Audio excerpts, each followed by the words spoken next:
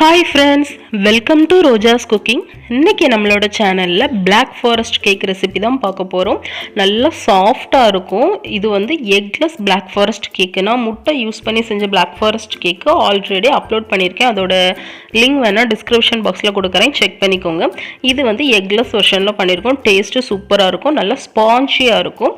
வாங்க இது எப்படி செய்யலாம்னு ஃபர்ஸ்ட் வீடியோக்குள்ள போய் பார்க்கலாம். அது ஃபர்ஸ்ட் இது செய்யிறதுக்கு ஒரு பவுல்ல ஒரு dry பவுல்ல 60 கிராம் அளவுக்கு பட்டர், இது வந்து 3 டேபிள் ஸ்பூன் பட்டர், அதிலே ஒரு 1/3 கப் அளவுக்கு டார்க் சாக்லேட் வந்து எடுத்து டபுள் பாயிலிங் மெத்தட்ல மெல்ட் பண்ணிக்கலாம். டபுள் பாயிலிங் மெத்தட்னா ஒரு பவுல்ல தண்ணி வச்சு நல்லா கொதிச்சதுக்கு அப்புறமா அதுக்கு மேல இந்த பவுல் எடுத்து வச்சு மெல்ட் பண்ணி எடுத்துக்கணும்.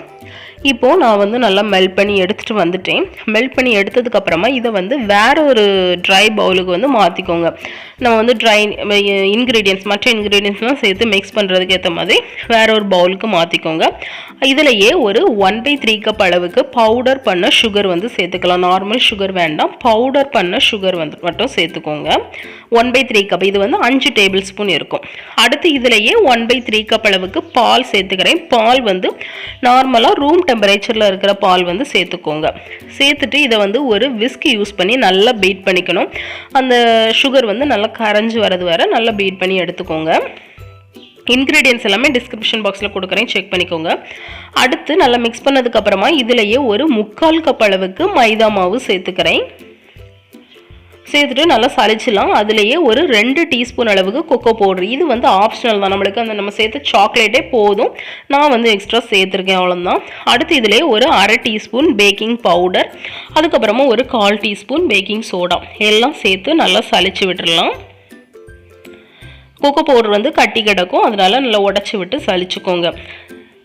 இந்த மாதிரி நல்லா சளிச்சதுக்கு அப்புறமா ஒரு விஸ்க் யூஸ் பண்ணி, விஸ்கோ ஒரு ஸ்பேச்சுலாவே யூஸ் பண்ணி நல்லா மெதுவாக மிக்ஸ் பண்ணிக்கோங்க. நான் வீடியோக்காக உங்களுக்கு வந்து ஸ்பீடாக காட்டலாம், ஆனால் வந்து நல்லா ஸ்லோவாக உங்களால் எவ்வளோ முடியுமோ அந்த அளவுக்கு ஸ்லோவாக மிக்ஸ் பண்ணிக்கோங்க. இது வந்து நல்ல ஸ்பாஞ்சியாக இருக்கும். நம்ம முட்டை வச்சு செஞ்சால் எந்த அளவுக்கு ஸ்பாஞ்சியாக இருக்குமோ அந்த அளவுக்கு ஒரு ஸ்பாஞ்ச் கேக் மாதிரியே இருக்கும். செம்ம டேஸ்ட்டாக இருக்கும். இப்போ இந்த மாதிரி கட்டி இல்லாமல் நல்லா மிக்ஸ் பண்ணி எடுத்தாச்சு. அடுத்தால இதில் வந்து நம்ம வினிகர் வந்து ஆட் பண்ணிக்க போகிறோம்.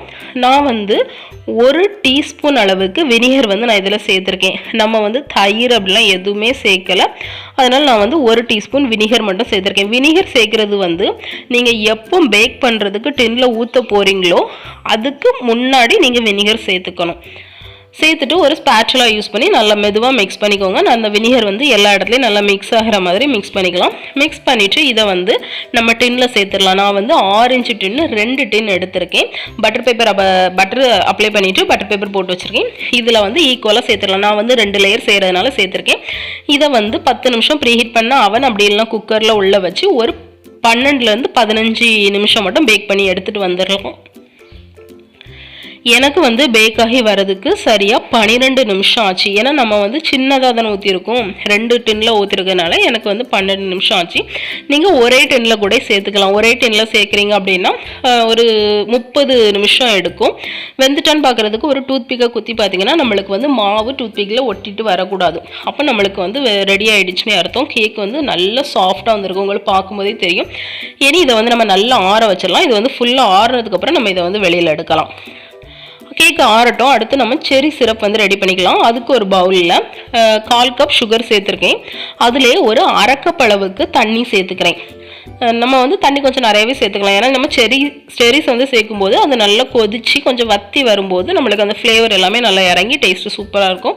அதனால நான் வந்து 1/2 கப் தண்ணி சேர்த்துருக்கேன். அதிலே ஒரு 10-15 செரி பழத்தை பொடியை நறுக்கி அதையும் உள்ளே சேர்த்துருக்கேன். அது வந்து பரவாயில்ல, நம்ம ஃபில்லிங்க்கு வச்சுக்கலாம். அது வந்து கொதிக்க வச்சிடலாம். கொதிக்க வச்சுட்டு நல்லா ஆற வச்சுக்கோங்க. அடுத்து விப்பிங் க்ரீம் ரெடி பண்ணுறதுக்கு ஒரு ட்ரை பவுலில் 1/4 கப் அளவுக்கு விப்பிங் க்ரீம் எடுத்திருக்கேன். நம்மளுக்கு வந்து இதுக்கு ஒரு 3/4 கப்லேருந்து 1 கப் விப்பிங் க்ரீம் போதும். நான் வந்து கப் கேக்கும் எக்ஸ்ட்ரா ரெடி பண்ணுறதுனால நான் சேர்த்தே விப்பிங் க்ரீம் ரெடி பண்ணிக்கிறேன். அதனால 1/4 கப் எடுத்திருக்கேன். இது கூடாலேயே ஒரு 1/2 டீஸ்பூன் போல் வெனிலா எசன்ஸ், அப்படி இல்லைனா ஐஸ்கிரீம் எசன்ஸ் எது வேணாலும் சேர்த்துக்கோங்க. அதுக்கப்புறமா ஒரு 3 ஸ்பூன் அளவுக்கு பவுடர் சுகர் சேர்த்துருக்கேன். நான் எடுத்த விப்பிங் க்ரீமுக்கு வந்து எனக்கு சுகர் தேவைப்பட்டு அதனால் சேர்த்துருக்கேன். நீங்கள் எந்த பிராண்ட் எடுக்கிறீங்களோ அதை பொறுத்து சுகர் சேர்த்துக்கோங்க. இதை வந்து நல்லா ஒரு ஸ்டிஃப் பீக்காக நம்ம வந்து பீட் பண்ணி எடுத்துக்கணும். நம்மளுக்கு வந்து இது ரெடி ஆகிறதுக்கு ஒரு 4 நிமிஷம், 4லேருந்து 5 நிமிஷம் எடுக்கும்.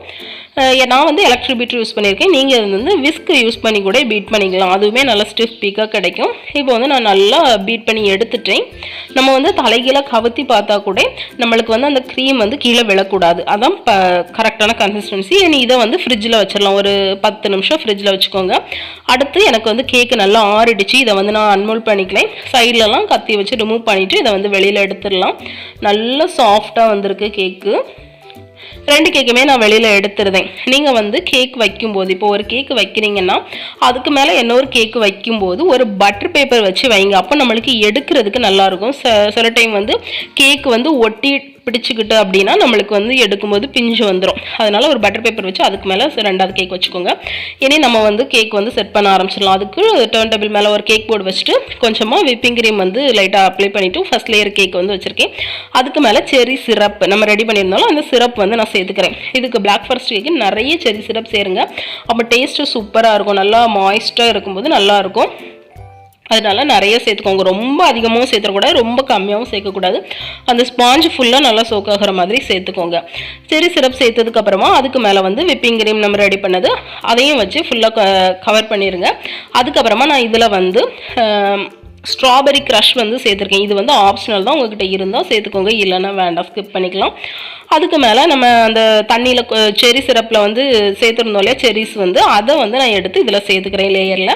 அதுக்கு மேலே சாக்லேட் சேர்த்துருக்கேன், துருவின சாக்லேட் வந்து சேர்த்துக்கலாம். அதுக்கு மேலே வந்து நான் எக்ஸ்ட்ரா வந்து பாதாம் அந்த பிஸ்தா வந்து பொடியாக சாப் பண்ணது சேர்த்துருக்கேன். இது வந்து ஆப்ஷனல் தான், சேர்க்கணும்னு இல்லை, நான் வீட்டுக்கு செய்கிறதுனால சேர்த்துருக்கேன். அதுக்கப்புறமா 2வது லேயர், செகண்ட் லேயர் கேக் லேயரை வச்சிடலாம். வச்சுட்டு அதுக்கு மேலே மறுபடியும் ஃபஸ்ட்டு செஞ்ச மாதிரி செர்ரி சிரப் வந்து சேர்த்துக்கோங்க. இதை வந்து கண்டிப்பாக செர்ரி சிரப் வந்து கொஞ்சம் நிறைய சேருங்க, அப்போ கேக்கு நல்லாயிருக்கும். நம்ம வந்து ஸ்பாஞ்ச் கேக்கே மாதிரி தான், இது வந்து நல்ல சுகர் சிரப் வந்து அப்சர்வ் பண்ணும், அதனால நிறையாவே சேர்த்துக்கலாம். அடுத்து நான் வந்து மறுபடியும் மேலே கொஞ்சம் விப்பிங் க்ரீம் வச்சு க்ரம் கோட் கொடுத்துக்கிறேன். க்ரம் கோட் கொடுத்தோம் அப்படின்னா நம்மளுக்கு வந்து கேக் ஃபினிஷிங் வந்து நல்லாயிருக்கும். ஏன்னா க்ரம் கோட் கொடுக்கும்போது அந்த க்ரம்ஸ் எல்லாமே அந்த க்ரம் கோட்டில் வந்து சேர்ந்துடும். அதுக்கப்புறமா நம்ம 2வது ஃபைனல் லுக் ஃபினிஷிங் வந்து கொடுத்துக்கலாம். நான் க்ரம் கோட் கொடுத்து ஒரு 1/2 an hour ஃப்ரிட்ஜில் வச்சு எடுத்துகிட்டு வந்ததுக்கு அப்புறமா மேலே வந்து ஃபுல்லாக வந்து கோட் பண்ணி எடுத்துக்கிறேன். ஃபுல்லாக கோட் பண்ணும்போது கொஞ்சம் கட்டியில் வந்து க்ரீம் வச்சுக்கோங்க, அப்போ நம்மளுக்கு வந்து கோட் பண்ணி எடுக்கிற போது ஃபினிஷ் பண்ணி எடுக்கும்போது நம்மளுக்கு வந்து நல்லா நீட்டாக கிடைக்கும். ஏன்னா நம்ம நீட் பண்ணி க்ரீமை எடுத்துகிட்டு தான் இருப்போம், அதனால் நீங்கள் தைரியமாக கொஞ்சம் நிறைய க்ரீம் வச்சு நல்லா ஃபினிஷ் பண்ணி எடுத்துக்கலாம். நான் இப்போ இதை வந்து நல்லா ஃபுல்லாக ஃபினிஷ் பண்ணி எடுத்துக்கிறேன்.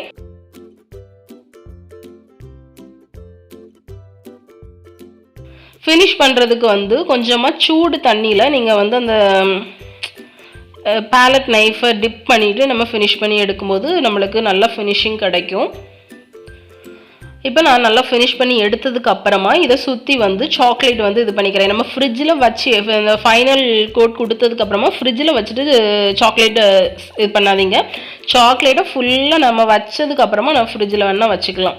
இப்போ நான் வந்து சாக்லேட்டை ஃபுல்லாக வச்சுட்டு அதுக்கு மேலே வந்து ஸ்டார் ஒரு பைப்பிங் பேக்கில் ஸ்டார் நாசில் போட்டு இந்த மாதிரி ஃப்ளவர் வந்து வரைச்சி கொடுத்துக்கிறேன். பாதி இடம் மட்டும் நான் ஃப்ளவர் வரைச்சிருந்தேன், மீதி பாதியில் வந்து நம்ம நேம் எழுதிக்கலாம், அதனால நான் இந்த மாதிரி பண்ணியிருக்கேன். அடுத்து இதில் வந்து செர்ரீஸ், அந்த செர்ரீஸ் ஃபுல்லாக அந்த இதை வந்து நான் மேலே வச்சு கொடுத்துருந்தேன். அவ்வளோதான், நம்மளோட பிளாக் ஃபாரஸ்ட் கேக் வந்து சூப்பராக ரெடி ஆகிடுச்சு. எக்லெஸ் கேக் வந்து நம்ம சூப்பராக செஞ்சுருக்கோம், நல்லா சாஃப்டாக நல்லா ஸ்பாஞ்சியாக இருந்துச்சு.